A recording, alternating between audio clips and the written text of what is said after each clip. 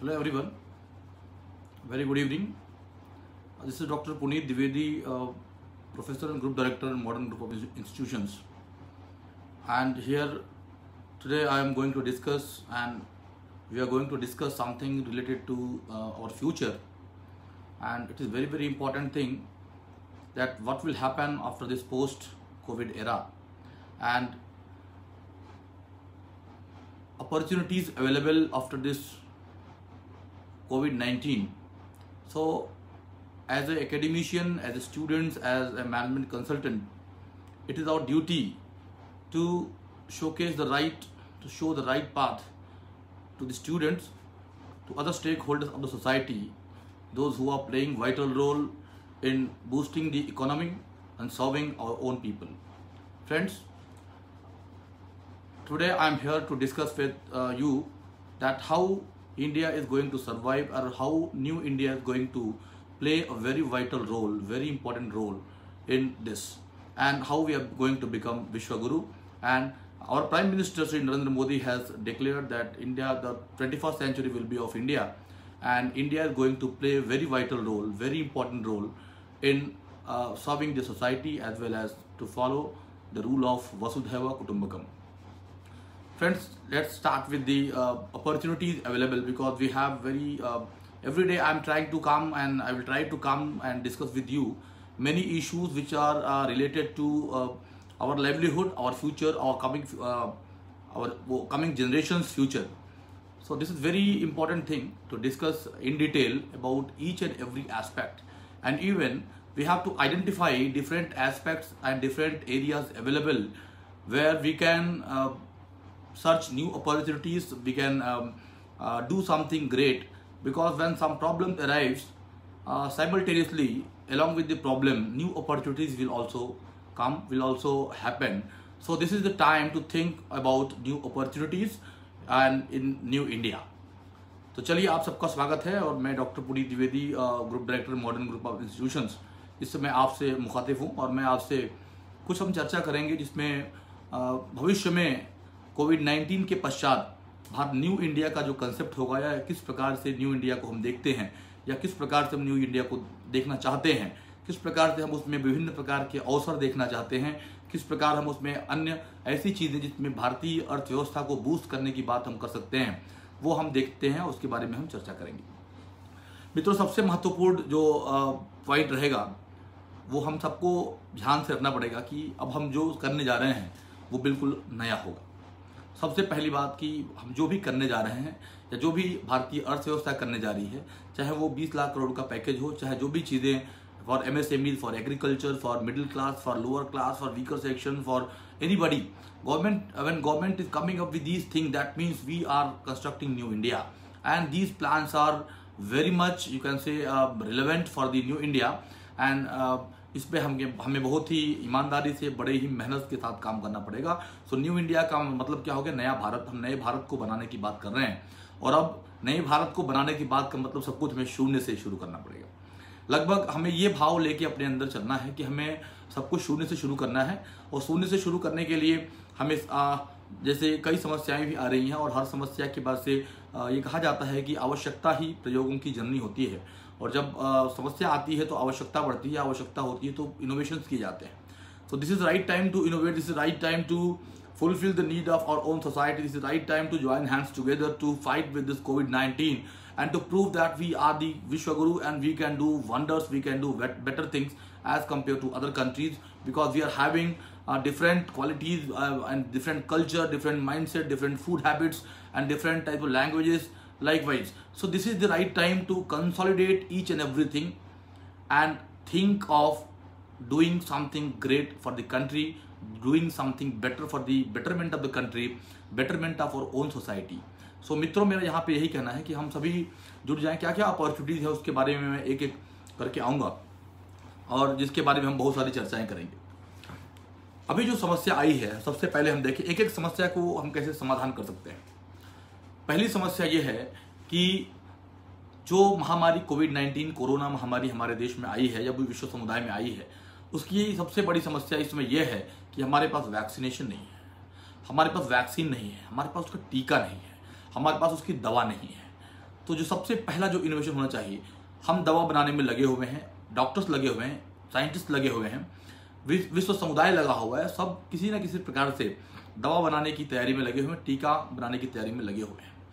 लेकिन इसके बीच में एक और चीज़, एक और तथ्य जो सुनने और समझने में आया है, वो सबसे महत्वपूर्ण है कि if your immune system is strong you can defeat this virus. तो आपका अगर इम्यून सिस्टम मजबूत है तो आप इस वायरस को हटा सकते हैं, इस वायरस को भगा सकते हैं, इस वायरस को डिफीट कर सकते हैं। तो ये सबसे बड़ा जो पहलू है। अब यहाँ से हमें एक आइडिया मिल गया कि immune system is strong. If your immune system is strong you can do wonders. If your immune system is strong you can do something better for the society and for yourself as well. So what we have to do, we have to improve our immune system.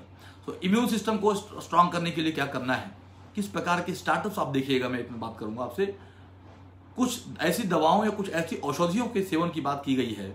आप बार बार देख रहे हैं कि Dettol से हाथ धोना है, जो च्यवनप्राश खाना है, गिलोय बटी खाना है, गिलोय बटी पीना है, या जो भी विटामिन सी लेना है, जो भी ऐसी चीज़ें हैं जिनसे हमारा इम्यून सिस्टम मजबूत हो सकता है, उन चीज़ों का हमें सेवन करना है।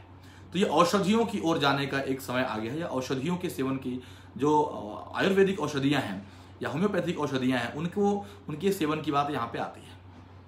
क्यों नहीं हम औषधियों को उत्पादन करना शुरू करें और एक स्टार्टअप हम इस पे क्रिएट कर सकते हैं कि we are dealing with the herbal products and herbal medicines. This is another avenue that we can like, जब तक नई दवा बन के आती है तब तक तो हमारा ये स्टार्टअप चल पड़ेगा। और क्योंकि अभी ये आवश्यकता है, तो विश्व समुदाय से जहाँ जहाँ भी अपने देश में, भारतवर्ष में हम देखें तो जहाँ जहाँ भी इस प्रकार के हर्बल प्लांट्स हैं या हर्बल जो पौधे हैं या मेडिसिन हैं, उनको हम एक प्लेटफॉर्म दें, उनके लिए हम एक चेन बनाएं, उनके लिए हम एक ई कॉमर्स वेबसाइट बनाएं और उसके माध्यम से हम उनको सेल करना शुरू कर सकते हैं, जिससे कि हमारा इम्यून सिस्टम स्ट्रांग हो। क्योंकि हमें लड़ाई लड़नी है वायरस से, हम ऐसे शत्रु से लड़ने जा रहे हैं जिसको हम नहीं जानते हैं। सो इसका एक प्लेटफॉर्म हम क्रिएट कर सकते हैं। दूसरा जो सबसे महत्वपूर्ण है, आपने देखा होगा जैसे ही कोरोना महामारी आई है और जैसे ही कोरोना डिक्लेयर हुआ है और कोरोना से सब लोग भागना दौड़ना कूदना शुरू किया है लोगों ने, और एक भय का वातावरण बना है। तो शिक्षक होने के नाते मेरा एक कर्तव्य है कि मैं आप सबको बताऊं कि भय का वातावरण में बनाने से कोई औचित्य नहीं है। हमारा काम है संघर्ष करना। आपने देखा कि कई लोगों ने इसमें संघर्ष करना शुरू किया है और कई लोगों ने इसमें नए अपॉर्चुनिटीज सर्च कर लिए हैं। अब वो नए अपॉर्चुनिटीज क्या क्या सर्च किए हैं, कोई मास्क बनाने लग गया है, कोई हैंड ग्लव्स बनाने लग गया है, कोई हेयर मास्क बनाने लग गया है, सब कोई सैनिटाइजर बनाने लग गया है, कोई हैंड वॉश बनाने लग गया है, तो हर तरफ विटामिन सी की गोलियां बनने लगी हैं। तो कई ऐसे अवसर आए हैं जिसमें उद्यमिता बढ़ी है और एक नया एवेन्यू या नया एक कह सकते हैं आप शिफ्ट हो गया है कि मेडिकल फील्ड की तरफ बहुत तेजी से शिफ्ट हुआ है। बहुत सारे मैं ऐसे कई स्टार्टअप्स को जानता हूं जो पहले फूड में थे और अचानक उन्होंने मेडिकल में अपने आप को ले लिया, क्योंकि मेडिकल में उनकी डिमांड बढ़ गई है, मास्क की आवश्यकता बढ़ गई है, सैनिटाइजर्स की आवश्यकता बढ़ गई है। तो ये हमने एक अपॉर्चुनिटीज, एक जो एंटरप्रेन्योर होता है उसका लक्ष्य ये होता है, उसका विजन ये होता है कि he has to seize the opportunity. जो भी अपॉर्चुनिटी दिखता है उसे वो ग्रैब कर लेता है और उसके अकॉर्डिंग काम करना शुरू करता है। तो कोविड-19 के बाद भी जो नए भारत की जो परिकल्पना हो रही है उसमें हमको ये चीज़ ध्यान में रखना है। सबसे और दूसरी अगली जो महत्वपूर्ण बात है वह है कि हम स्टार्टअप जो भी शुरू करें, हम भले छोटा स्टार्टअप शुरू करें, छोटा स्टार्टअप रहेगा तो हमें कंट्रोल करने में आसानी होगी, छोटा स्टार्टअप होगा तो हमें लॉस भी छोटा होगा। और इनिशियली ये टाइम ऐसा है कि जिस समय पे लोग डरे हुए भी हैं, तो हमारा जो स्टार्टअप होगा, हम हेल्थ केयर से संबंधित कोई भी स्टार्टअप या औषधि से संबंधित, मेडिसिन से संबंधित कोई भी स्टार्टअप या जो भी प्रिकॉशंस के लिए हमें मास्क वगैरह, हैंड ग्लव्स वगैरह की जो आवश्यकता है, उसको लेके हम कोई भी स्टार्टअप लॉन्च कर सकते हैं और उस पर हम आसानी से आगे बढ़ सकते हैं। क्योंकि अभी एक लंबा समय रहेगा जहाँ पे हमको इसकी आवश्यकता पड़ेगी और आप देखेंगे कि बहुत सारे लोगों को अभी मास्क की आवश्यकता पड़ती रहेगी। और ये एक तरीके जब तक आपका वैक्सीन बन के नहीं आता है, टीका बन के नहीं आता, तब तक ये जीवन के एक महत्वपूर्ण अंग के रूप में रहेगा। तो हमें इसको साथ में ही लेकर चलना है। तो ये सबसे महत्वपूर्ण चीज़ है। दूसरा जो सबसे एक और पहलू देखने को मिला है कि जो समस्या है, मैंने पहले भी बताया कि जब समस्या आती है तो समस्या के साथ समाधान भी आता है। और यह हमारे देश की विशेषता है कि हम जब समस्या आती है तो हर समस्या के साथ कोई न कोई समाधान आता है और हम समाधान को लेके चलते हैं। तो यहाँ पे जो समाधान इस समय हम देखने को हमें मिल रहा है कि एक समस्या जो सबसे महत्वपूर्ण है, वो समस्या क्या है? लोगों का पलायन हो रहा है। जो लोगों का पलायन हो रहा है, यानी शहरों से लोग गाँवों की ओर बढ़ रहे हैं, ये एक समस्या का विषय है। लेकिन इस समस्या के साथ भी एक समाधान जुड़ा हुआ है, इस समस्या के साथ भी एक अपॉर्चुनिटी जुड़ी हुई है। भारत की जो संपूर्ण क्षेत्रफल है, उस क्षेत्रफल का मात्र कुछ 1% ही है जो हम खेती के लिए यूज़ करते हैं और जहाँ पे हम उत्पादकता करते हैं। और एक मैं डेटा में पढ़ रहा था, उसमें मात्र 51% भाग पे हम खेती या खेती से संबंधित चीज़ें करते हैं। गांव में जो स्थिति वर्तमान में है, आपने देखा होगा कि गांव से एक बहुत बड़ा पलायन शहरों में पहले हो चुका है। तो इसमें ये समस्या का कारण हम कह सकते हैं कि ये समस्या का कारण था कि जब पलायन गांवों से शहरों की ओर हो चुका था, यह एक समस्या है। अब जो लोग गांव पुनः पहुंच रहे हैं तो वहां पे क्या संभावनाएं हैं, उसके लिए हमें देखना है। गांव में भी हम स्टार्टअप्स के लिए, मैं कल एक चर्चा में बैठा था, वहां पे चर्चाएं चल रही थी कि क्या गांव में किस प्रकार के स्टार्टअप्स किए जा सकते हैं, या जो नए भारत की परिकल्पना की जा रही है उस नए भारत में किस प्रकार से नए तरह के स्टार्टअप्स हम रख सकते हैं। सबसे महत्वपूर्ण बात यह है कि जब हम स्टार्टअप की बात करते हैं तो स्टार्टअप की बात आते ही लोगों के मन में एक ऐसा विचार आता है कि स्टार्टअप जो है वो फॉरेन कंसेप्ट है और ये सिलिकॉन वैली का मॉडल है, और सिलिकॉन वैली का मॉडल हम भारत में किस प्रकार लेके आ जाएं और किस प्रकार चलाएं। तो यह एक बहुत बड़ी भ्रांति है और एक बहुत बड़ी समस्या इसकी वजह से इकोसिस्टम में क्रिएट हो चुका है। हमें ये चाहिए कि हमारा जो लोकल समस्या है, माननीय प्रधानमंत्री भी कहते हैं कि वोकल फॉर लोकल, हमें लोकल के लिए बोलना पड़ेगा, लोकल के लिए आवाज़ उठानी पड़ेगी, लोकल के प्रोडक्ट्स को हमें अपने साथ लेना पड़ेगा, उनको व्यवहार में लेना पड़ेगा, उन्हें यूज में लेना पड़ेगा, तब जाके हम कहीं अपने इकोसिस्टम को, अपने इकोनॉमी को बूस्ट कर सक पाएंगे। अन्यथा यह हमारे लिए एक चैलेंज के रूप में ही रहेगा। तो ये दूसरा जो सबसे महत्वपूर्ण है, जैसे ही कृषि पे निर्भरता है और कृषि से संबंधित कई आधारभूत उद्योग भी हैं। जब हम एक बात करते हैं कि जब लोग गांव की तरफ पहुंच जाते हैं तो समस्या क्या है कि गांव की तरफ लोग जैसे पहुंच जाते हैं तो कहाँ कैसे रहेंगे, लाइवलीहुड का क्वेश्चन है, खाएंगे पिएंगे क्या। अरे भाई, खाने पीने की व्यवस्था पर्याप्त है, लेकिन अन्य ऐसे उद्योग हैं जो गांव से संबंधित उद्योग हैं, कृषि से संबंधित उद्योग हैं, जो कृषि आधारित उद्योग हैं। अगर कृषि आधारित उद्योगों पे अगर हम कृषि की ही डिमांड भी पूरी नहीं कर पा रहे, कृषि में जितने श्रम की आवश्यकता है, अभी अब मैं पढ़ रहा था, एक रिपोर्ट पढ़ रहा था, देश के कुल श्रमिक शक्ति का 52% कृषि एवं इससे संबंधित धंधों पर निर्भर करता है। जितना एम्प्लॉयमेंट हमारे पास है, जितना रोजगार है, वो पूरी श्रम शक्ति का 52% जो है वो कृषि और कृषि संबंधित जो उद्योग हैं, धंधे हैं, उनसे जुड़ा हुआ है। यानी बहुत बड़ी पॉपुलेशन हम कह सकते हैं कि इसमें लगा हुआ है। तो इसमें कोई हम और ऐसे जो जिसे फूड प्रोसेसिंग हो गया, जिसे कहते हैं कि खाद्य प्रसंस्करण, इसके इन क्षेत्रों में भी अपार संभावना है। फ्लोरिकल्चर, हॉर्टिकल्चर भी एक नया एवेन्यू लेके आते हैं जिसमें अपार संभावनाएं हैं और हम ठीक उसमें कर सकते हैं। तो ये एक सबसे महत्वपूर्ण चीज है जो मैं आपको बताना चाह रहा था। दूसरा जो है वेस्ट मैनेजमेंट।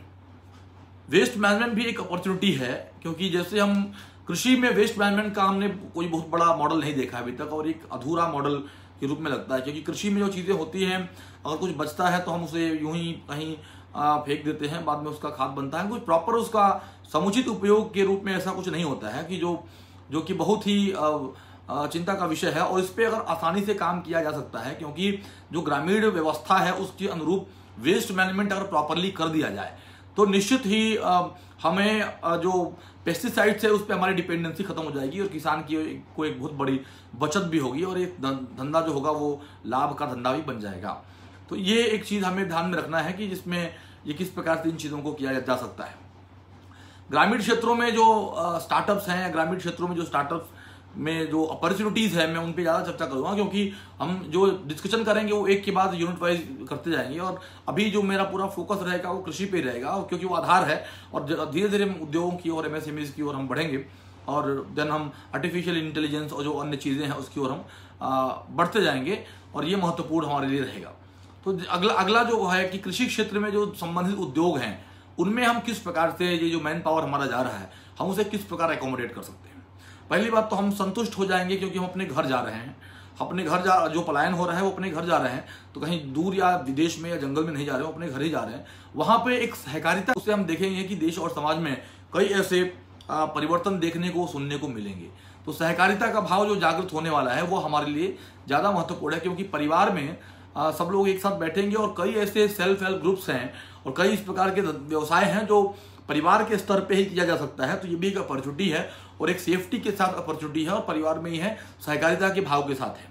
तो ये मैं डिस्कस करना चाहता था। दूसरा जो एक और जो सबसे महत्वपूर्ण चीज है मैं आपसे बताना चाह रहा था कि जैसे आपने देखा होगा कि पापड़ उद्योग हुआ, मसाला उद्योग हुआ, हल्दी उद्योग हुआ, या इस प्रकार के, या गुड़ उद्योग हुआ, ऐसे कई क्षेत्रों में सोयाबीन से संबंधित कई ऐसे उद्योग हैं, या जो रूरल एरियाज के जो ऐसे उद्योग हैं जहाँ पे हमें, जिनकी डिपेंडेंसी एग्रीकल्चर पे है, हम उन्हें किस प्रकार से ठीक कर सकते हैं, या हम उन्हें किस प्रकार से रिवाइव कर सकते हैं, किस प्रकार से उसमें अधिक से अधिक मैन पावर एम्प्लॉय कर सकते हैं, और उस मैन पावर को लगाने के साथ हम देख सकते हैं कि उत्पादकता में वृद्धि होगी।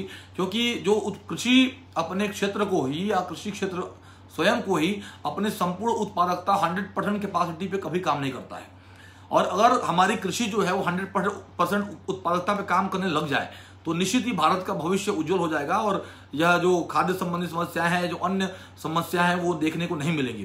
तो यह भी एक चैलेंज का विषय है, या एक सोचने की बात है कि ये जो मैन पावर यहाँ से जाएगा, या जा रहा है, या जो पलायन कर रहा है, पलायन को हम एक अपॉर्चुनिटी के रूप में लें कि ये लोग अपने गांव पहुंच रहे हैं, ये लोग अपने शहर जा रहे हैं, अपने लोकल एरिया में जा रहे हैं, और वहां पे इन चीज़ों को ठीक से करेंगे, इन चीज़ों को प्रमोट करेंगे। और जो इन्होंने शहरों में सीखा है, सबसे महत्वपूर्ण एक चीज़ ये भी है कि शहरों में जो इन्होंने सीखा है उसको ये गांव के उद्योगों में, या लोकलाइट उद्योग जो हैं उसमें किस प्रकार से इन चीज़ों को लगा सकते हैं। और ये एक निश्चित ही एक बहुत बड़ा, मैं कह सकता हूँ कि एक ये वो बन सकता है देश समाज के लिए, और इसको नजरअंदाज नहीं किया जा सकता है। तो मित्रों, ये भी एक महत्वपूर्ण चीज़ है जो मैं आपसे बताना चाह रहा था। तो कृषि क्षेत्र में अपार संभावना है, कृषि से संबंधित क्षेत्रों में अपार संभावनाएं हैं, और सप्लाई चेन, जो एक किसान के लिए सप्लाई चेन एक बहुत बड़ी समस्या के रूप में देखा गया है। किसान को सप्लाई चेन की प्रॉपर जानकारी नहीं है, और जिसके कारण जो मध्यस्थ हैं या बीच में जो दलाल रहते हैं उनको वो कमा जाते हैं, और किसान को उसका वाजिब दाम नहीं मिल पाता है, उसकी फसल का वाजिब दाम नहीं मिल पाता है। यह एक बहुत बड़ी समस्या है। दूसरा, कंसल्टेंट्स की कमी है। कंसल्टेंट्स जो हैं वो उतने प्रोफेशनल नहीं हैं जो किसान को किस तरह की खेती करनी चाहिए, किस प्रकार की खेती करने में उसे लाभ होगा, किस प्रकार जलवायु के हिसाब से उसकी खेती में क्या क्या चीज़ें की जा सकती हैं, किस प्रकार मृदा संरक्षण करने के लिए क्या क्या आवश्यकताएं हैं, मृदा परीक्षण, जो मिट्टी का परीक्षण है उसके अनुसार किस प्रकार हम अपनी उत्पादकता को हम देख सकते हैं, कर सकते हैं। इन सारी चीज़ों को लेके एक विचार जो है वो ऐसा बनना चाहिए, एक ऐसा इस प्रकार का शोध जो है वो होना चाहिए। और अभी जो जनता जो जहाँ से जो पलायन करते हुए जा रही है उसके लिए भी अपार संभावनाएं इन क्षेत्रों को देख के मिल सकता है कि you can become the consultant, you can consult your people. और मैं अगर पढ़े लिखे लोग जाते हैं कृषि के क्षेत्र में तो मैं हमेशा इजराइल देश का उदाहरण देते रहता हूँ। इजराइल एक बहुत ही छोटा सा देश है, लेकिन वहाँ की जो जनता है वो अपने देश के लिए बहुत ही समर्पित है। इजराइल की जनता ये चाहती है कि उसका देश जो है विश्व में नंबर 1 रहे, और हर चीज़ जो है कृषि में जो भी इनोवेटिव आइडियाज पे लोग काम करते हैं वह विश्व समुदाय के लिए एक लैंडमार्क के रूप में बनता है, और विश्व समुदाय उसे स्वीकारता भी है। तो हम क्यों नहीं हम इजराइल से सीख लें, जहाँ पे प्रत्येक वर्ग, परिवार का, चाहे समाज का उच्च वर्ग हो चाहे समाज का निम्न वर्ग हो, प्रत्येक वर्ग देश और समाज के प्रति अपने उत्तरदायित्वों को समझता है, और देश और समाज के प्रति अपने उन उत्तरदायित्वों के निर्वहन करने के लिए वह चाहता है कि वह अपने खेतों में या बंजर भूमि को किस प्रकार से हम उपजाऊ भूमि में कन्वर्ट कर सक पाएं, या कई ऐसी चीज़ें हैं जिस पे वो काम करने का प्रयास करता है और करता भी है। और एक विश्व के समक्ष एक उदाहरण के रूप में भी हम इसको जानते हैं, इजराइल के बारे में हम जानते हैं। तो ऐसी चीज़ें जो है वो भी हम कर सकते हैं, और हमें करना चाहिए। तो ये जो मैन पावर जा रहा है ये वहाँ पे आसानी से एकोमोडेट हो सकता है। दूसरा जो किसानों के लिए जो समस्या है वो एक स्टोरेज की समस्या आती है। स्टोरेज को लेके बहुत सारे स्टार्टअप आ सकते हैं, सप्लाई चेन को लेके बहुत सारे स्टार्टअप आ सकते हैं, grading of fruits, grading of vegetables, grading of grain, इसको लेके कई सारे स्टार्टअप्स, कई सारे अपॉर्चुनिटीज हैं जिन पे हम काम कर सकते हैं। कि हमने किसानों के समझाया है, या हमने एक ट्रेनिंग दी है कि किस प्रकार आप अपने फलों का, सब्जियों का ग्रेडिंग कर सकते हैं, अलग अलग साइज के हिसाब से उनकी ग्रेडिंग कर सकते हैं, और ग्रेडिंग करने के पश्चात आप उनकी प्रॉपर पैकेजिंग कर सकते हैं। पैकेजिंग करने के पश्चात आप उनको प्रॉपर तरीके से मार्केट में बेच भी सकते हैं, ऐसी मंडियों में बेच सकते हैं। तो ऐसे चीज़ें हैं जो हम बता सकते हैं, कई ऐसी चीज़ों पे हम काम कर सकते हैं। तो ये महत्वपूर्ण चीज़ है जो मैं आपको यहाँ पे इस प्लेटफॉर्म के माध्यम से बताना चाह रहा था। सो ग्रेडिंग की बात हमने कर ली है, जो फूड प्रोसेसिंग इंडस्ट्रीज है उनकी बात हमने कर ली है कि अगर आप कहीं खेती में केला बहुत सारा उगाया जाता है तो हम क्यों नहीं केले के चिप्स बनाएं, हम आलू उगा रहे हैं, क्यों नहीं हम आलू की चीज बनाना शुरू करें। ग्रामीण क्षेत्र में जब हम उत्पादन करेंगे और ग्रामीण क्षेत्र में जब हम उसका प्रोसेसिंग करेंगे और ग्रामीण क्षेत्र में जब हम उसकी पैकेजिंग करेंगे तो कॉस्ट जो है वो कंपेरेटिवली कम आएगा। दूसरा क्या है, ग्रामीण क्षेत्र की इकोनॉमी बूस्ट होगी। तीसरा क्या है, सहकारिता का भाव होगा, हमें कहीं आने जाने की आवश्यकता नहीं पड़ेगी, हम अपने गांव को समृद्ध बनाएंगे।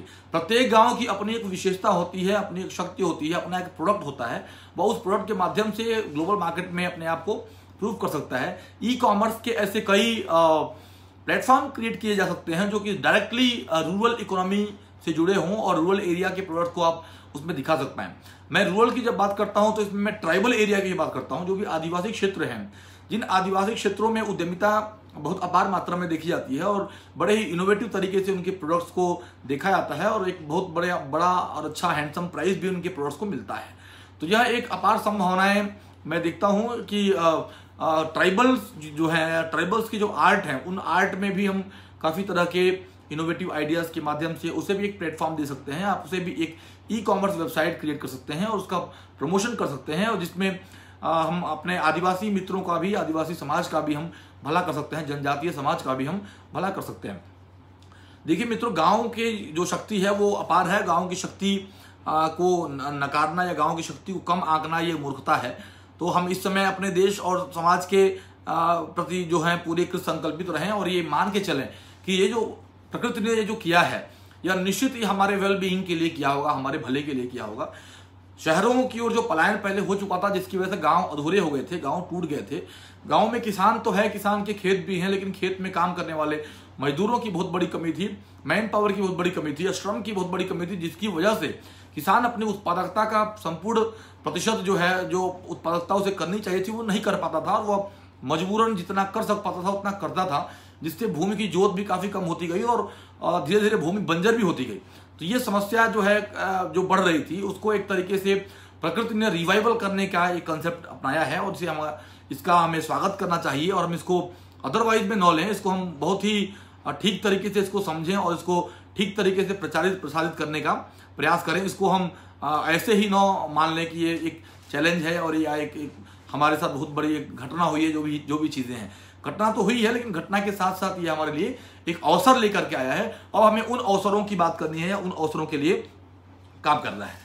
हमने देखा है कि विभिन्न रिसर्च सेंटर्स जो हैं एग्रीकल्चर के, वहाँ पे तरह तरह के पॉली हाउसेस वगैरह बना के विभिन्न प्रकार के फलों सब्जियों का उत्पादन वगैरह किया जाता है। एक प्रॉपर तापमान, प्रॉपर टेम्परेचर मेंटेन वगैरह किया जाता है। यह भी एक स्टार्टअप का बहुत बड़ा एक एवेन्यू हो सकता है, एक डायरेक्शन है जहाँ पे हम बात कर सकते हैं, या हम पॉली हाउसेस के माध्यम से विभिन्न प्रकार के फल सब्जियों को उचित तापमान के अनुसार हम उनको उगा सकते हैं और एक विश्व समुदाय के समक्ष एक एग्जाम्पल सेट कर सकते हैं। और ये गांव में भी किया जा सकता है। प्रत्येक गांव इस तरह की चीजों को, इनोवेटिव चीजों को कर सकता है और बड़े ही बढ़िया तरीके से, बेटर मैनर में, सेल्फ हेल्प ग्रुप्स वगैरह के माध्यम से, क्योंकि मैन पावर की कमी हमारे गाँव में नहीं है। और अब जब से मैन पावर और पहुंचेगा तो ये हर एक परिवार एक तरह का बिजनेस कर ले।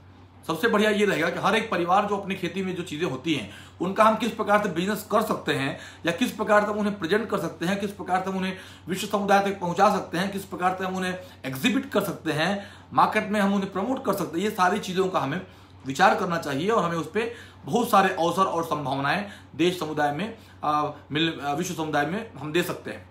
पूरे देश की कनेक्टिविटी रेल से है, इसमें कोई समस्या नहीं है। पूरे देश की कनेक्टिविटी रोड से है, उसमें कोई समस्या नहीं है। कहीं कहीं नदियों से भी है, कहीं कहीं समुद्रों से भी है।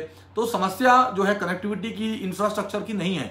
हमें इस समय समस्या ये है कि राइट प्लेस पे राइट एक्टिविटी को हम करें और जो किसान है, किसान के फसल का वाजिब दाम उसे मिले। जो बीच में मीडिएटर है उसको हम किस प्रकार से एज ए कंसल्टेंट अगर हम उसको लेते हैं तो ये भी हम एक या हम ट्रेनिंग पार्टनर के रूप में बन सकते हैं, या हम एक ट्रेनर्स के रूप में हम एक ऑर्गेनाइजेशन क्रिएट कर सकते हैं और लोगों को ट्रेन भी कर सकते हैं कि किस प्रकार प्रॉपर पैकेजिंग करें, किस प्रकार ठीक से पैकेजिंग करें, पैकेजिंग करने के तरीके क्या क्या होते हैं। और ऐसी कई चीजें हैं जिसमें हम अधिक से अधिक लोगों को जोड़ सकते हैं और एक अच्छा एक मुहिम बन जाएगा।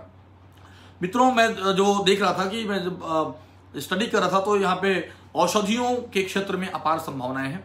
औषधियों के जिसे हम प्लांट्स के बारे में कहते हैं, हर्बल प्लांट्स कहते हैं, हर्बल प्लांट्स के क्षेत्र में अपार संभावनाएं हैं। हम अगर हर्बल प्लांट्स की बात करते हैं तो इस समय आवश्यकता भी है।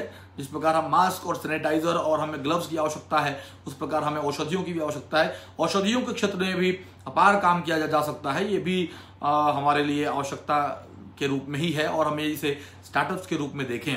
पैकेजिंग सबसे महत्वपूर्ण है, मैंने आपको बता दिया है कि सप्लाई चेन और पैकेजिंग का भी बड़ा महत्वपूर्ण रोल रहेगा और इसके हिसाब से जन समुदाय तक हम किस प्रकार से अपनी चीज़ों को पहुंचा सक पाएंगे, यह जानने समझने का विषय है।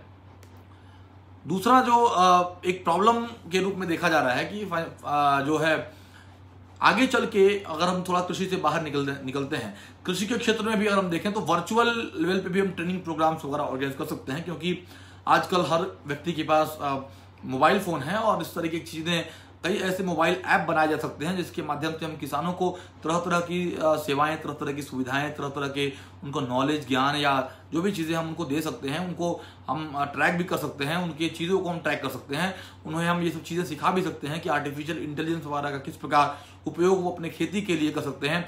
ड्रोन टेक्नोलॉजी है जो बहुत ही महत्वपूर्ण रोल एग्रीकल्चर में प्ले कर सकती है, जिसके द्वारा हम ये भी देख सकते हैं इरिगेशन एक बहुत महत्वपूर्ण रोल प्ले कर सकती है कि हम ड्रोन वगैरह के माध्यम से इरिगेशन वगैरह कैसे कर सकते हैं।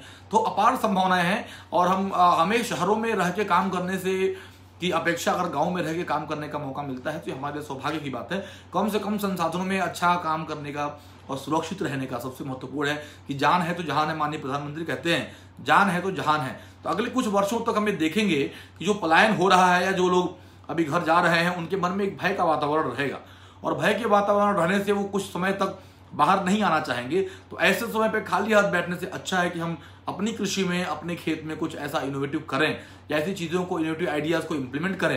कई ऐसे प्रोडक्ट हैं जिनकी डिमांड बहुत ज़्यादा है लेकिन उनका प्रोडक्शन नहीं हो पाता है क्योंकि उस पर विशेष ध्यान नहीं दिया जाता है। टेम्परेचर या अन्य कई समस्याओं की वजह से हमने देखा है कि कई बार किसानी खेती जो है वो खराब हो जाती है, किसान को बड़ी समस्याएं आती हैं। पॉली हाउस वगैरह एक ऐसे माध्यम है जिनके द्वारा हम प्रॉपर तरीके से अपने उत्पादकता को बढ़ा सकते हैं, किसान को एक वाजिब दाम मिल सकता है, किसान सुरक्षित अपने आप को महसूस कर सकता है। तो ऐसी कई संभावनाएं हैं, कई अवसर हैं जिनको माना जाता है और जिनको नकारा नहीं जा सकता है। यह एक महत्वपूर्ण चीज़ें मैं आपको जो बता रहा हूँ। दूसरा जो है कि अब जो स्टार्टअप्स आएंगे या जो आइडियाज आएंगे वो सब लो इन्वेस्टमेंट के होंगे, कम से कम इन्वेस्टमेंट में होने चाहिए और हमें कम से कम इन्वेस्टमेंट में ही करना चाहिए। स्टार्ट हम कर दें, कम से कम अमाउंट से हम स्टार्ट कर दें। जैसे मैं अक्सर एक एग्जांपल देता रहता हूँ कि how to create your own business with ₹50। 50 रुपये में हम किस प्रकार से बिजनेस क्रिएट कर सकते हैं, 50 रुपये में हम किस प्रकार से धंधा शुरू कर सकते हैं।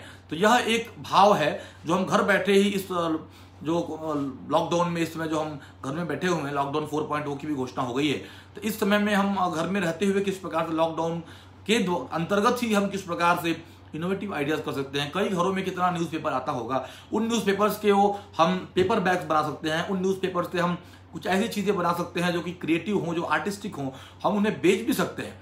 तो ऐसी कई संभावनाएं हैं। यहाँ पे कहीं ना कहीं 3R जो इनिशिएटिव है, रिसाइकिल, रीयूज एंड रिड्यूस, को भी यहाँ पे एक बहुत बड़ा मैं माध्यम मानता हूँ, एक बहुत बड़ा अवसर मानता हूँ कि आप रिसाइकिल के द्वारा, रीयूज के द्वारा भी कई इनोवेटिव चीज़ों को हम इम्प्लीमेंट कर सकते हैं और जिससे देश समाज को लाभ भी होगा।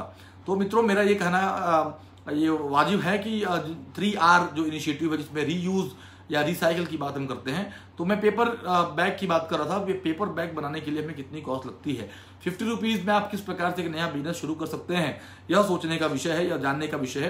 तो हम लो इन्वेस्टमेंट में बिजनेस कैसे शुरू करें। अब मैंने 50 का एग्जांपल लिया, आप थोड़ा बड़ा भी कर सकते हैं, यह तो सिंबॉलिक था, लेकिन आप थोड़ा ज़्यादा बड़े इन्वेस्टमेंट न करें क्योंकि हमें अभी मूवमेंट में थोड़ी समस्या आएगी कुछ समय तक। जब तक एक भय का वातावरण है तब तक मूवमेंट में समस्या आएगी, लेकिन हम किस प्रकार से इसको इनोवेटिव तरीके से कर सकते हैं इसके बारे में हम विचार भी कर सकते हैं और किस प्रकार हम लोकल नीड को हम फुलफिल कर सकते हैं। माननीय प्रधानमंत्री कहते हैं कि वोकल फॉर लोकल, लोकल के लिए हम बात करें, हम ब्रांड्स की बात न करें, हम लोकल ब्रांड्स की बात करें, हम लोकल पैकेजिंग की बात करें, हम लोकल हैंडमेड बैग्स की बात करें, हम लोकल मास्क की बात करें, हम लोकल हेयर मास्क की बात करें, हम लोकल ग्लव्स की बात करें, लोकल सैनिटाइजर्स की बात करें या लोकल दवाओं की बात करें, हम लोकल औषधियों की बात करें जो हमारे इकोसिस्टम में हैं और जो हमें कहीं ना कहीं हमें स्वस्थ रखते हैं, हमें प्रसन्न रखते हैं, हमें खुश रखते हैं, स्वस्थ रखते हैं। तो इन चीज़ों का हम किस प्रकार लोकल में जो चीज़ें अवेलेबल हैं, क्योंकि औद्योगिकीकरण तो ठीक ही है, एक समय ऐसा भी था जो भारत है वो गाँव का देश कहा जाता है और गाँव में जो जनसंख्या है वह लंबे समय से है, बहुत बड़ी जनसंख्या हुआ करती थी पहले, अभी जनसंख्या गाँव में बहुत कम पाई जाती है। तो हम ये देख सकते हैं कि किस प्रकार तब का जीवन, किस प्रकार सोने की चिड़िया भारत की जो परिकल्पना है वह किस प्रकार रही होगी, किस प्रकार घर परिवार साथ में मिलकर के और समृद्धशाली गांव हुआ करते थे। गांव की जो स्थिति थी वो काफी समृद्धशाली थी, समृद्ध गांव थे हमारे देश के। धीरे धीरे जैसे पलायन इंडस्ट्रीज की ओर हुआ है, वो उसकी वजह से समस्याएं आई हैं, उन्हें नकारा नहीं जा सकता है। अन्य जो अवसर हैं, जो फ्यूचर के लिए जो अवसर हैं, मैं उनमें आपसे बात कर सकता हूं क्या क्या है कि सॉफ्टवेयर वगैरह हम डेवलप कर सकते हैं और इस प्रकार कई तरह की चीजें हैं। मैंने ऐप्स वगैरह के बारे में बताया, उन ऐप्स वगैरह के माध्यम से आप कई तरह की चीजें कर सकते हैं। दूसरा, आप अपने कई ऐसे स्किल आप सीखें, उन स्किल्स के माध्यम से अपने आप को, जैसे किसी को बांसुरी आती है तो बांसुरी बजाने में अच्छा स्किल हो जाए, जिससे वो अपने यूट्यूब चैनल क्रिएट कर ले और यूट्यूब वगैरह के माध्यम से जो भी वीडियो के प्लेटफॉर्म्स है, उन प्लेटफॉर्म्स के माध्यम से आप अपने स्किल को लोगों तक पहुंचाएं और जिससे लोगों को कर्णप्रिय लगे, अच्छा लगे और लोग आपको सब्सक्राइब करना शुरू करें। आप उसे पेड मोड में भी कर सकते हैं। तो ये एक अगेन इट इज द संभावना, it is you can say the अवसर, the opportunity for you. So you can skill yourself, you have to skill yourself and with many skills. आपकी जो भी स्किल आपकी नजदीक आती है, आप उसे प्रॉपर तरीके से सीखिए। आर्ट सीख सकते हैं आप, आर्ट में कई सारी चीजें हैं। आप यू कैन बिकम कोई नाटक या कोई कलाकार आप बन सकते हैं, कोई गायक बन सकते हैं, कोई इंस्ट्रूमेंट आप देख सकते हैं और उन चीजों को समझ सकते हैं, लोगों तक पहुंचा सकते हैं। तो ये एक जैसे मैं इस समय आपसे मुखातिब हूं, मैं आपसे चर्चा कर रहा हूं, यह भी एक माध्यम है कि लोगों को हम ऑनलाइन मोड से हम एजुकेट भी कर सकते हैं, जो कि सोशल मीडिया के माध्यम से फेसबुक, यूट्यूब या इंस्टाग्राम, इन सब चीज़ों के माध्यम से हम लोगों को एजुकेट भी कर सकते हैं। हम लोगों को योगा करा सकते हैं, योगा सिखा सकते हैं, हम लोगों को बांसुरी बजाना भी सिखा सकते हैं। तो कोई भी स्किल के ट्रेनर के रूप में आप अपने आप को दे सकते हैं कि जो अगला पोस्ट कोविड-19 जो अपॉर्चुनिटीज देश में दिख रही है, वो उसमें एक ये भी है कि हम अपनी स्किल को, एंटरप्रेन्योरशिप एंड स्टार्टअप एक एवेन्यू है, दूसरा एवेन्यू है वो skilling yourself. So you can skill yourself, you can train people by with your skill and you can earn out of that. So this is also one of the opportunities available in this. और बाकी video conferencing वगैरह के माध्यम से काफ़ी चीज़ें आप कर सकते हैं। सबसे ज़्यादा जो है मैं अगर बात करूँ, मैं एक स्टडी पढ़ रहा था, ये EDI अहमदाबाद का डॉक्टर अमित द्विवेदी जी मेरे एल्डर ब्रदर हैं, डॉक्टर अमित कुमार द्विवेदी जी की एक स्टडी में पढ़ रहा था, जिसमें उसमें से मैंने कुछ चीज़ें यहाँ पे ली भी हैं। तो उस स्टडी में जो EDI की ओर से स्टडी आई है, उसमें उन्होंने कुछ अपॉर्चुनिटीज बताई हैं कि किन किन क्षेत्रों में अपॉर्चुनिटीज है। जैसे उन्होंने बताया कि हेल्थ केयर के क्षेत्र में, मैंने पहले भी डिस्कस आपसे किया है कि हेल्थ केयर के क्षेत्र में अपार संभावनाएं हैं, आयुर्वेद के क्षेत्र में अपार संभावनाएं हैं, योगा एंड मेडिटेशन के क्षेत्र में अपार संभावनाएं। तो हमें ये ध्यान देना है कि अब हम इन हेल्थ केयर में क्या क्या चीजें आ जाती हैं। मैन्युफैक्चरिंग भी आ जाएगा, आपका सर्विस भी आ जाएगा, आपका हॉस्पिटल भी आ जाएंगे, आपके वेलनेस भी आएंगे, स्टोर्स भी आ जाएंगे। तो ये सारी चीजें हेल्थ केयर में आपको अपॉर्चुनिटीज अब दिखनी शुरू हुई हैं, क्योंकि अब इस तरह का जो एनवायरनमेंट है उसमें हमें ये चीजें उसके अकॉर्डिंग ही करना चाहिए। आयुर्वेद में भी हम आयुर्वेद का प्रोडक्शन, हम जिसमें आपको बताया कि हम हर्बल प्लांट्स वगैरह लगाना शुरू करें और हर्बल जो आयुर्वेदिक औषधियां हैं उनका उत्पादन शुरू करें, हम उसके कंसल्टेंट बन जाएं, लोगों को कंसल्टेशन सर्विसेज देना शुरू करें कि किन किन औषधियों को किन किन मात्रा में आपको उपयोग करना है जो आपके हेल्थ को ठीक रखेंगी, जिससे कि आपका आरोग्य ठीक रहेगा और अपने आप को आप स्वस्थ रख पाएंगे। तो यह भी एक था जिसमें मैंने जो स्टडी पढ़ी है उसके हिसाब से मैं आपको बता रहा हूँ कि you can become a consultant, this is also one of the skill and by that skill you can treat people and you can help them and they can become healthy by using that technology or by using your suggestion or consultation. Another very important thing is branding and manufacturing. You can brand the product. This is the right time when we are sitting at home and when we are having sufficient time to discuss on many things. We can promote a brand. Like this time, I am sitting here, I am discussing about the brand, what is the future of India after this COVID-19 era, and how many opportunities are available after this pandemic. So this is the problem and this is the prospect also. So when we are discussing the problem, automatically prospect comes and automatically opportunity comes. So this is the very realistic thing that we have to accept. Okay, now it is the future of India and we have to think accordingly. We have to think about many ideas, innovative ideas which are relevant to this cause, which are relevant for this time, which are relevant for this society. And locally we have to promote, like our Prime Minister said, vocal for local. So we have to promote the brand local. We have to promote the brand local. We have to tell about the brand local. And local means what? आपके गांव के क्षेत्र में, आपके गांव में जो product होता है वो आपका लोकल प्रोडक्ट है। आपके क्षेत्र में जो एक विशेष प्रोडक्ट होता है, कहीं का आम महत्वपूर्ण होता है, कहीं का केला महत्वपूर्ण होता है, कहीं के धान, हम मध्य प्रदेश से बात कर रहा हूँ आपसे, शरबती गेहूं यहाँ का बड़ा महत्वपूर्ण होता है। सोयाबीन यहाँ का बहुत महत्वपूर्ण होता है। ऐसी कई प्रोडक्ट हैं, तो हम उसको किस प्रकार से उसकी ब्रांडिंग नेशनल लेवल पे लेके जा सकते हैं और जन जन तक पहुंचा सकते हैं, क्योंकि भारत अपने आप में बहुत बड़ा मार्केट है और इस पूरे मार्केट में सारे प्रोडक्ट पहुंच नहीं पाते हैं। अगर कश्मीर से लेके कन्याकुमारी तक हर चीज पहुंच जाती है और ये कच्छ से लेके पूरी तक सारी चीजें पहुंच जाती हैं, तो ये हमारे लिए अपार संभावना है मार्केट। चीन क्या चाहता है? चीन भारत को एज ए मार्केट देखता है।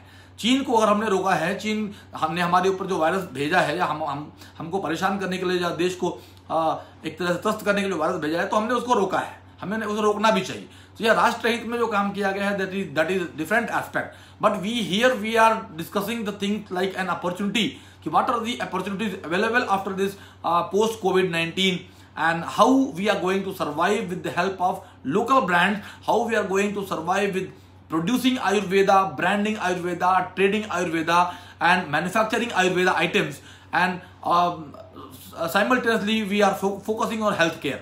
जैसे हमने देखा अभी बहुत सारी समस्याएं आई, जैसे ही कोविड आया, कोविड के आते ही हमारे देश में PPE किट की बहुत बड़ी समस्या आ गई थी। So we have learned from that mistake and we have learned from that problem कि oh, this is another avenue, this is another area, another opportunity for us.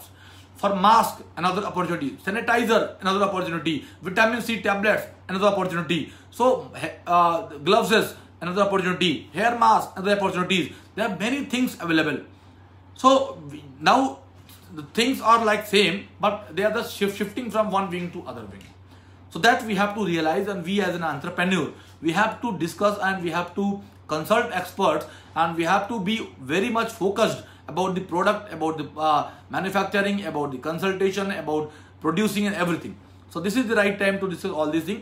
Another aspect I have learned from the this report of Dr. Amit Kumar Dwivedi ji from Entrepreneurship Development Institute of India, EDI, कि yoga and meditation can be another very important avenue and as a skill you can say, ये एक अलग skill होगा जिससे हमें wellness करने के हम immune system, when government is talking about you have to improve your immune system, so how we can improve our immune system by using the Ayurvedic medicine, by using herbal products we can improve our immune system. By using yoga, by using other meditation modes, we can improve our immune system. So this is another avenue where if you are a trainer, you are a consultant, you can train people online through your platform. You can get some fund out of that. You can earn something like that out of that. So this is another you can say opportunities available in the market in this post COVID-19 era. So yoga एक अलग महत्वपूर्ण हो गया, मैंने e learning के बारे में आपसे बता दिया है और ऐसी कई सारी चीजें हैं। आईटी के क्षेत्र में अपार संभावना है, वीडियो कॉन्फ्रेंसिंग के क्षेत्र में अपार संभावना है। बस हमें ये करना है कि how we are connected with each other, that is very very important. You have to be connected with all these. When you are not able to move out, or you don't want to move outside because you are in trouble or you are scared out of the virus. So in that case, you can learn through e-commerce platform, through video conferencing, through social media website. You can do something on e-commerce. You can create your own e-commerce page. You can sell your product over there. So there are many opportunities available. So यहाँ पे option बहुत सारे हैं और हमें बस ये है कि अवसर बहुत सारे हैं। और जब मैं नए भारत की बात करता हूं तो हमें शून्य से शुरू करना होगा, यह हम मान के चलें, तब जाके हम इस अपॉर्चुनिटी को ग्रैब कर पाएंगे। तब जाके भारत जो है वो 21वीं सदी का जो भारत होगा, जो हम उसकी परिकल्पना कर रहे हैं, 21वीं सदी के भारत की परिकल्पना यही है कि भारत अपने पैरों पर खड़ा हो जाए, भारत के गाँव फिर से मजबूत हो जाए, शहर मजबूत हो जाए, लोग मजबूत हो जाए। इस प्रकार की जो विचारधारा है उस पर हमें काम करना है और निश्चित ही बहुत सारे अपॉर्चुनिटीज मैंने आपको बताया है। एग्रीकल्चर की फील्ड में, फूड प्रोसेसिंग के फील्ड में, एग्रीकल्चर पे जो आधारित उद्योग हैं उन उद्योगों में कई तरह के स्टार्टअप्स, कई तरह के इनोवेटिव आइडियाज, कई तरह के सप्लाई चेन, कई तरह की पैकेजिंग, कई प्रकार के स्टोरेजेस आदि के बारे में हम सोच सकते हैं। उसमें नया एवेन्यू, नया अपॉर्चुनिटी ढूंढ सकते हैं और उसमें अपने आप को इंगेज कर सकते हैं और एक बहुत अच्छा हैंडसम अमाउंट हम कमा भी सकते हैं और अपने परिवार के साथ रह भी सकते हैं। दूसरा मैंने आपको ये बताया कि और क्या क्या अवसर हैं। हमने देखा ई लर्निंग एक माध्यम है जहाँ पे बहुत सारे कोर्सेज को लर्न कर सकते हैं, बहुत सारी चीज़ों को आप लोगों को सिखा सकते हैं। You can as a skill trainer you can train people in different like music and art and dance and all these. So बहुत सारे एवेन्यूज हैं जिस पे हम काम कर सकते हैं और हमें करना ही पड़ेगा अगर हम सर्वाइव करना चाहते हैं। तो ये मित्रों, ये कहने का तात्पर्य है कि इस समय बी ओपन और स्ट्रेस में नहीं रहना है, बिल्कुल ओपन हो जाइए और अपने जिस लोकेलिटी में आप हैं उस लोकेलिटी की स्टडी करना शुरू कर दीजिए। आप उस लोकेलिटी को देखिए, वोकल फॉर लोकल, हमारे उस लोकल एरिया में क्या समस्याएं हैं, हमें उन समस्याओं के समाधान के बारे में सोचना है। जैसे हम उन समस्याओं के समाधान के बारे में सोचेंगे, एक हमारे पास वंडरफुल आइडिया आएगा और जैसे ही वो आइडिया आएगा हम उस आइडिया को इम्प्लीमेंट करेंगे और एक स्टार्टअप क्रिएट कर सकते हैं या एक इनोवेटिव आइडिया क्रिएट कर सकते हैं जिसके माध्यम से हम कमा भी सकते हैं। तो ऐसे कई अवसर आएंगे। तो be open and you should be very much focused about your local problems, and जो मेन फोकस है वो लोकल प्रॉब्लम्स पे ही रखिए जिस पे आपका कंट्रोल है, जो आप जिसमें आप रहें पले बड़े हुए हैं। तो ये एक सबसे महत्वपूर्ण चीज़ आपके लिए रहेगी। आज मैं बस इतना ही बात करूंगा और बाकी इसके बाद अगली चर्चा हम जल्दी ही करेंगे जिसमें हम विभिन्न अवसर, अन्य कौन कौन से अवसर है, हर प्रत्येक अवसर का हम इन डिटेल एक स्टडी करेंगे। इसके अलावा किस प्रकार से हम आगे बढ़ें, किस प्रकार से हम प्रोजेक्ट रिपोर्ट बनाएं, एंटरप्रेन्योरशिप क्या है, स्टार्टअप क्या है और किस प्रकार आपके स्टूडेंट्स को जो आगे एडमिशन प्रोसेस वगैरह शुरू होगी, किस प्रकार से आपको उसमें हेल्प चाहिए, हम उसमें आपकी हेल्प कर सकते हैं। कई ऐसे संस्थान हैं जो स्टूडेंट्स की हेल्प करने के लिए, कई ऐसे कंसल्टेंट्स हैं जो आपकी हेल्प करने के लिए, कई ऐसे प्रोफेसर्स एंड टीचर्स हैं जो आपकी हेल्प करने के लिए रेडी रहेंगे और they will be online. So you stay online and keep searching good things, study well and keep in touch with people who are delivering knowledge on this online platforms, because the future of India and the future of world is on this online platform only. So we have to accept it. We cannot deviate ourselves. We cannot say no, it is not possible. It is the you can say now we have to work on it, and it is the thumb rule now. You have to work on this online platforms, otherwise you cannot survive. So friends, this is the right time and you have to finger cross and you have to work accordingly. Stay focused, stay happy, stay at home. My best wishes are always with you.